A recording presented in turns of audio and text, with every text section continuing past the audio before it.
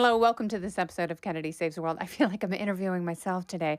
Jessica Tarlov is here for happy hour. Cheers! Here's a little teeny tiny shot because I know you have to go on the 5. Yeah. Ooh, that's now, when people delightful. tweet at me, they're like, "Are you effing drunk?" I'll be like, "Maybe." And I'm Kennedy. Yeah, that's right. Should we Just be tell like, our new "Freedom, best story? Please tell the I'm not best going to do story. it with a name. No. I'm just going to say a very Fox host. Fox host Yes. of prominence. Yes. No one is on at 3 o'clock in the morning. No. I was at an event with her. We had a nice conversation. And it was not Dana Perino, by the way. Who is definitely not on 3 o'clock in the morning either. But not that that's a bad slot. I don't know if someone is on that. I did not mean to offend you, whoever's on at 3 o'clock in the morning. I was just saying, this is a host that you know. Yes. I went out of my way to be super chatty, complimentary. I was like, that pink suit that you were wearing the other night. Oh, in the night. Okay. Anyway, you look great. Oh, thank you. Then we're like lining up. Chummy, like friendly. Yeah. And like how nice. Like, how yeah. nice. And we don't know each other that well. Lining up for this photo. I'm going to stand here next to Kennedy. And also in front of a bunch of our other colleagues who are all like.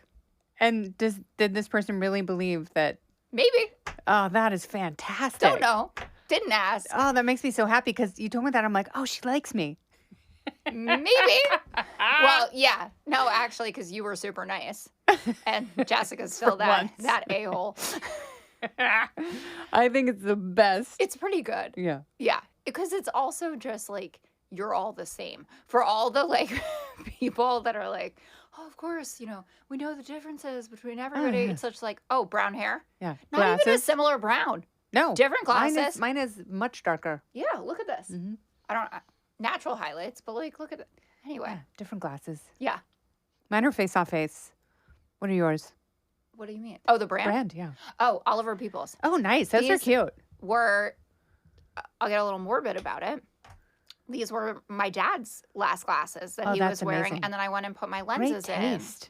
Yeah. I think that's lovely. I think that's very sweet. And I've done it with a bunch of his pairs, even when he was still alive. I was like, your glasses from the 90s are incredible. I'm going to go use them. But it was so funny because they're Oliver Peoples and they make the buffalo horn version and they also make a plastic version. And I had the plastic ones in like a nice camel color. And he was like, I love those glasses. Can you get me a pair? And this was when he couldn't even walk anymore. I was like, yeah, I'll go over and get them for you. He was like, how much are they? And I told him, he's like, there must be a nicer version of that. I was like, well, there's buffalo horn. And I was like, do you want those? And he said, yeah, how much are they? And I told him, and he's like, yeah, definitely. I was like, he goes, I get it. I'm dying, but I still want to look good on my way out. Absolutely. And I was like, great. And then I got them. Oh, but that is such a nice way of seeing things. It really is. Like from him? Yeah. Yes. Totally. That's such a, it's like, because that means that he's an optimist. Well, he didn't. And curious if you and really not like that we're trying to turn embracing- happy hour into dead dad but he didn't think he was dying until like we actually decided like 2 days before that he wasn't going to go back to the hospital. Yeah. And my mom said the other day we were talking about it, she was like, I'm pretty sure that as he was like taking 1 breath per minute or whatever, he was like, you know what, I'm probably going to beat this. Feeling pretty good. Yeah. Maybe we should schedule those tennis lessons in the spring. Totally. But that is so common. Yeah. And there are people, and it's the most interesting thing, but I love it because it means that human beings fight. Yeah. Like they really fight, and they're like, I'm here, like cogito ergo sum. I think therefore I am. I breathe, therefore I am. Like I exist now today as much as I did 15 years ago. Right. And I think there is something actually very, very beautiful about that. A good friend of mine whose husband passed away, about 10 years ago. And he was in his 40s. Oh. Rough. He was like, no, I'm good. And I was like, that's amazing. Talking to him. And then I would talk to his mother-in-law and she was like, this family, and there's always someone in the family who were like, we have to come to grips with this. Like there's the realist and, but the rest of the people are like, no, let's continue the party until they shut the lights off. Like, let's keep raging. I wonder about, for the people who refuse treatment. Yes. For whatever they have. I wonder if there's some part of them that doesn't want to get what they perceive as this false hope that you can make it. Because I feel like once you get into the fight, Yeah. you get this Yeah. I'm gonna beat it thing. But also with our innovation, there's always a new thing. There is. It's like with some of the beauty treatments that we go through. I mean, we're 15. Like there's always You a new guys, thing. We're 15. Yes, but think about it. It's like, well, there's immunotherapies, there's biologics. Right. There's a clinical trial around the corner. Right. If I could just get in. There has to be something for me. Yes. Yeah. And most of the time, there is something you can try. It's just too far and few between, I think, doctors that are really objective about what's going on. Yeah. I've been thinking about that a lot. Like false I think the doctors get addicted to false hope. Well, and to the success of whatever they're doing. Yes. Because they're like, oh, I have this one person. And you're like, okay, well, one made it. And then how many passed away, right? Yeah. Or who didn't have good outcomes. But I'm not poo-pooing. I mean, if you're listening, do the trial. Like, try to stay alive as long as you can. Absolutely right. But it's death is weird. Death is weird. Yeah. But that's, and it's very interesting because I have a friend who lost her husband recently, totally unexpected in the middle of the night.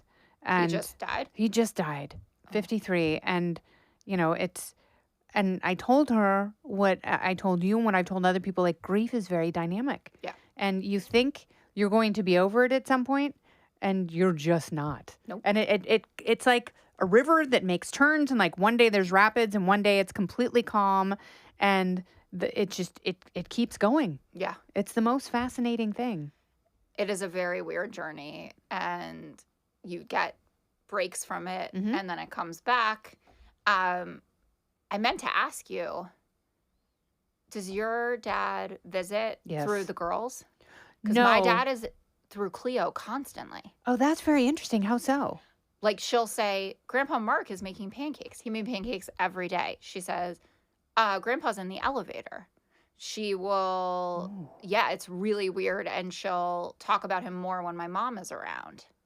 Oh, that's amazing. So, and apparently she must have like her senses. Yeah. So like her intuition is as well developed as her other senses. So but she's not blocked. Like, we shut down intuition as we age, and because it's painful, because it's scary.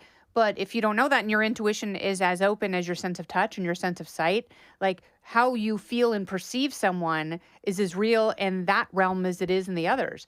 I think that's fascinating. Yeah, it's fabulous. And I told you, my mom has this great medium that has good access to my dad. Yeah. And she asked him about it, and he was like, oh, yeah. Like, I'm with Cleo all the time. Oh, that's so sweet, because he can be. Like, they find people that they can make that connection with, because I think, and I have no data to back this up. I just think it takes less energy. Who needs data to back this up? Exactly. I mean, it's not all about the feels provable. And happy hour. Yes, but if you've got someone who, who's already an open vessel, like it's much easier to dock in their port. Totally. I mean, every movie does that, right? Do you dream about your dad? Not that much. I've never dreamt about him sick. Yeah. So clearly I haven't gotten to that phase. I don't know that you ever dream about them sick. I think they inhabit an ideal that I've heard is 35. Oh. Well, that's what we are. Exactly. Because of Morpheus 8. So do you get visits? I do. And so the last time I dreamt about my dad, I called my mom the next day and I was like, I dreamt about Dad last night. She's like, so did I. And she was like, what did you dream? How cool for you guys, though. Yeah, but so, I mean, we're both like kind of open and connected in that way. But I've also dreamt about my friend's mom who passed away. And she also passed away like 10 years ago, maybe more.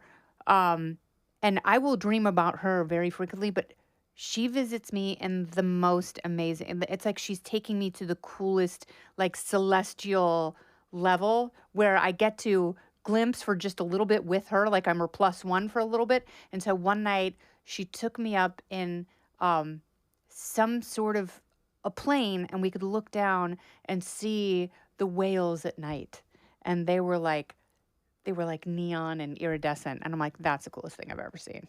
That's awesome. Yeah.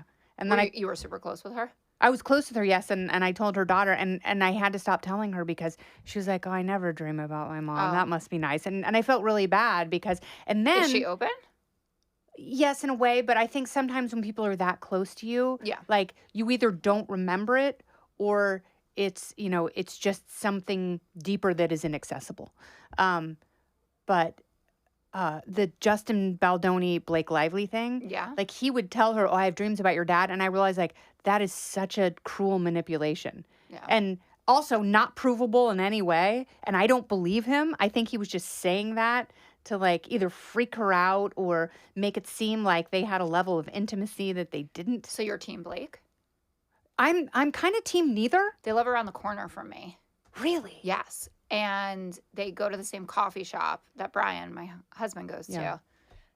Does and he they see appear them? very normal. Yeah. They like go and get coffee and a piece of banana bread. Yeah. And you're like, oh my God, the world's best looking people also eat banana bread or whatever. And then you see stuff like this and you're like, oh, actually, we don't live on the same planet at all. And I hadn't realized, I mean, I guess I knew, but she's so young. Yeah.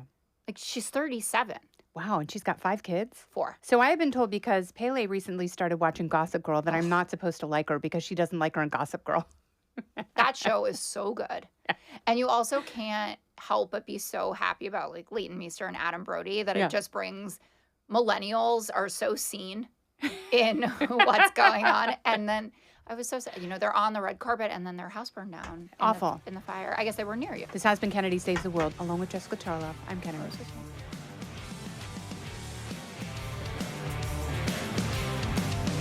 Listen ad-free with the Fox News Podcast Plus subscription on Apple Podcasts, and Amazon Prime members can listen to this show ad-free on the Amazon Music app. Oh, go ahead and leave me a review while you're there. I'd love to hear what you have to say. You've been listening to Kennedy Saves the World on the Fox News Podcast Network.